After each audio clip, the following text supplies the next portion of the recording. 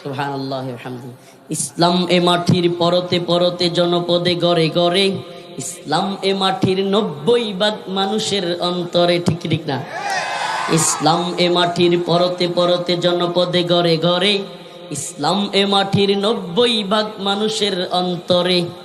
ইসলাম নিয়ে কেউ চিনিমিনি খেলে এমন শক্তি নেই, আর কিছু থাক না থাক এদেশে ইসলাম থাকবেই। সব কিছু বদলে যাক এদেশে ইসলাম থাকবেই। সুবহানাল্লাহ।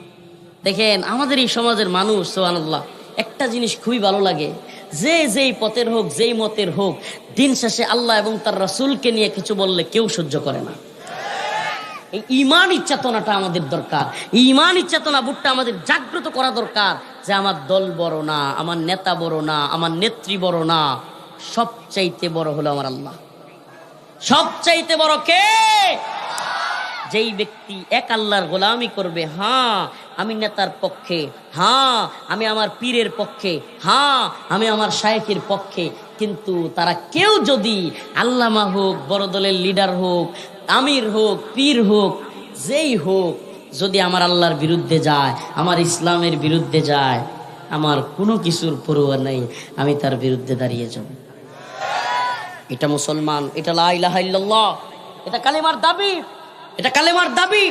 প্রিয় ভাইরা আমার, এই জন্য বলছি পরীক্ষা আসবেই, যুগে যুগে সময়ে সময়ে পরীক্ষা এসেছে, এখনো আসতেছে।